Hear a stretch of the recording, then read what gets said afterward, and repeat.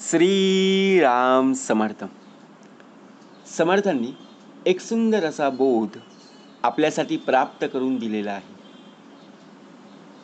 कमी बोलणाऱ्या व्यक्तींची काही वैशिष्ट्ये असतात, जास्त बोलणाऱ्या व्यक्तींची काही वैशिष्ट्ये आपल्याला पाहायला मिळतात.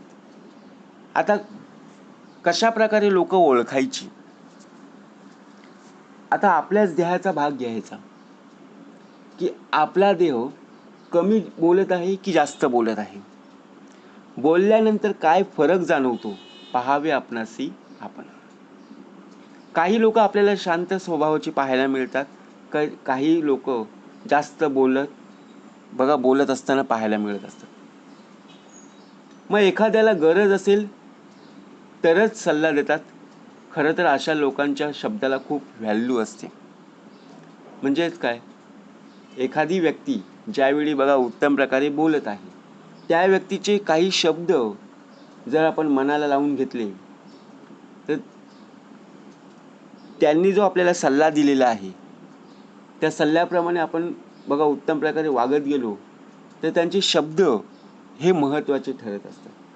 कारण त्यांनी कमी शब्दांमध्ये आपल्याला कसं जगायचं, कसं बोलायचं, कशा प्रकारे काम करायचं हे सुद्धा माहिती करून दिली.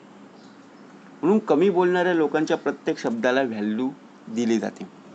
आता आपल्याला जर कोणी सांगितलं, बाबा तुला भाषण करायचं आहे, तर आपलं साहजिकच 2-5 मिनिटाचं भाषण उत्तम प्रकारे जर आपण बोललो तर समोरची व्यक्ती जे कोणी आपलं भाषण ऐकत असेल किंवा प्रत्यक्षात जे कोणी ऐकणारे असतील ते ऐकतील.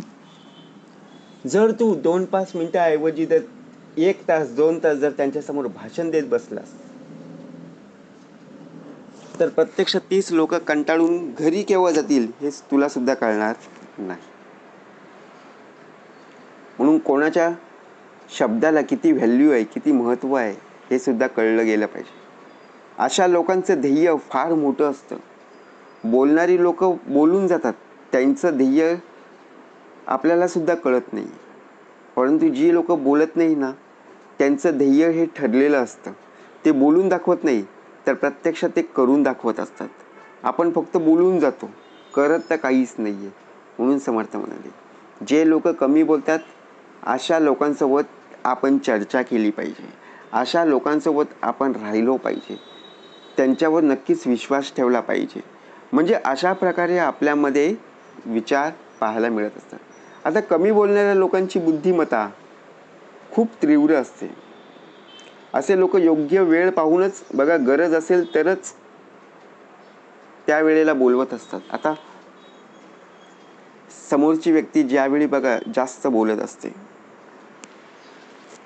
त्या ज्या व्यक्तीला जर काही काम नसेल, जी जास्त बोलणारी आहे त्या व्यक्तीला जर काही काम नसेल ना, तर ती आपल्याला फोन करेल आणि बोलावेल की ये, मी पूर्णपणे आज निवांत आहे, मोकळा आहे, आज माझ्याशी गप्पा मारायला ये. बरोबर. परंतु जी कमी बोलणारी व्यक्ती आहे ती कधी अशी फोन करून बोलवणारी नाही आहे किंवा स्वतःहून बोलवणारी नाही आहे. जेव्हा गरज असेल त्या वेळेला नक्की ती बोलावेल आणि प्रत्यक्षात वेळ पाहूनच आपल्याला बोलवण्याचा प्रयत्न करेल. कारण जास्त बोलणाऱ्या व्यक्तीला गर्विष्ठपणा खूप असतो, कमी बोलणाऱ्या व्यक्तीला गर्विष्ठपणा कमी पाहायला मिळतो.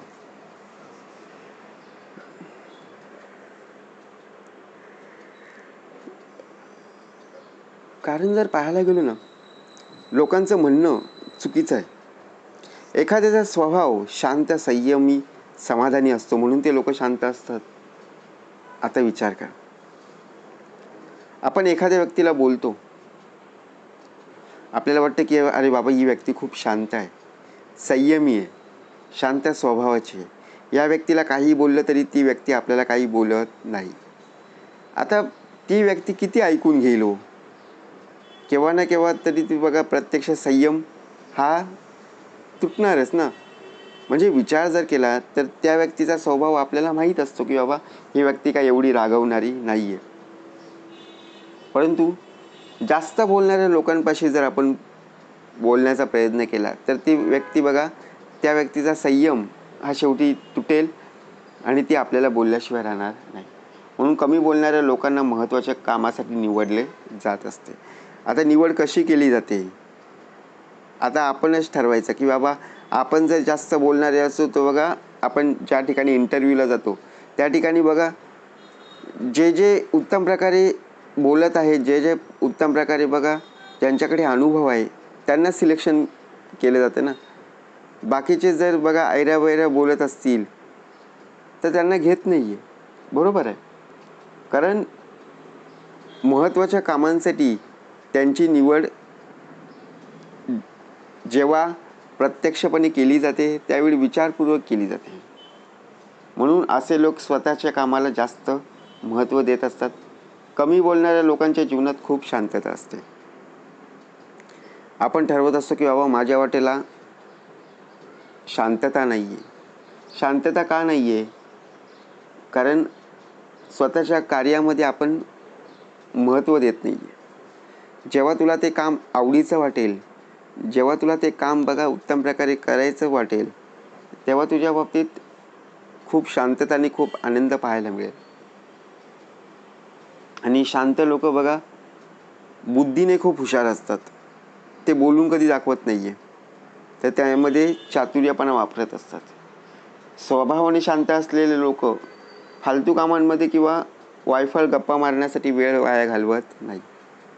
जे लोक जास्त बोलतात ती बघा ग्रुप बनवतात आणि एकमेकांशी बोलत बसतात. परंतु जी प्रत्यक्षात शांत लोक आहेत ती वायफळ चर्चा करत नाही आणि सर्वात महत्त्वाचं म्हणजे शांत पाहायला मिळत असतात. आणि कमी बोलणारी लोक आपल्या बघा प्रत्यक्षात नीट विचार करून योग्य निर्णय घेत असतात. आपण जर विचार केला, नीट विचार करून योग्य तो निर्णय घेणं फार गरजेचं आहे. असं ऐकलं असताना सुद्धा आपण निर्णय चुकीचा घेतो. योग्य तो निर्णय योग्य ती वेळी घेतला पाहिजे, जेणेकरून प्रत्यक्षात जर आपण पाहायला गेलो कमी बोलणाऱ्या लोकांची बुद्धिमत्ता ही तीव्र असते. आपल्या घरामध्ये सर्वजण पाहायला मिळत असतात. सर्वांचा स्वभाव एकसारखा नसतो. कोणी कमी बोलतं तर कमी बघा, कोणी जास्त बोलत असतो. ज्यावेळी आपले नातेवाईक येतात ना, त्यावेळी नातेवाईक ठरवतात, अरे हा तर खूप कमी बोलतोय हो, ही तर फार कमी बोलते. म्हणजे का? जेवढे तुम्हाला प्रश्न विचारलेले असतील तेवढीच प्रश्नाची उत्तरं दे. जर तू त्याच्यापेक्षा जर जास्त देण्याचा प्रयत्न केलास मग उपयोग काय? असं होताच कामा नये. म्हणून प्रत्यक्षात आजचा भाग का दिलेला आहे? शांत स्वभावाची माणसं तेव्हाच पाहायला मिळतात, म्हणजेच कमी बोलणारी व्यक्ती. कारण ज्यावेळी गरज असते ना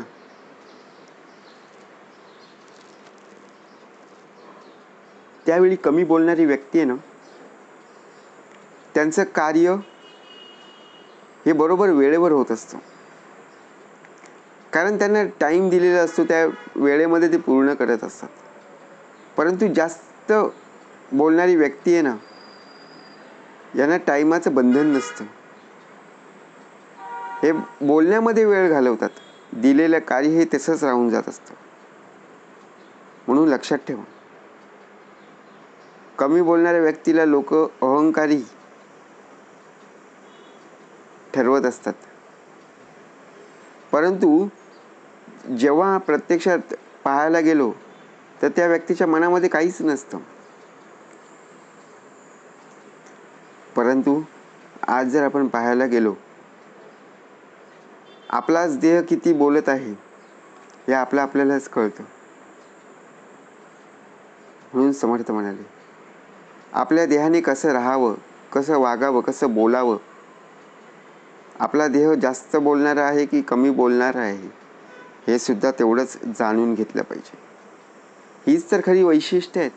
परंतु वैशिष्ट्य जाणून घेण्याच्या अगोदर प्रत्यक्षात आपण जी वैशिष्ट्य आहेत ती सातत्याने आपण त्या गोष्टींचं पालन करणं फार गरजेचं आहे. आणि सर्वात महत्त्वाचं म्हणजे लोकांना वाईट बोलणं हे फार चुकीचं आहे. म्हणून प्रत्यक्षात आजचा भाग का आपल्यासाठी प्राप्त करून दिला आहे की आपला ध्येय आपणच ठरवायचा आहे की कोणाशी कसं बोलत आहे आणि कशा प्रकारे बघा संवाद साधत आहे. जय जय रघुवीर समर्थ.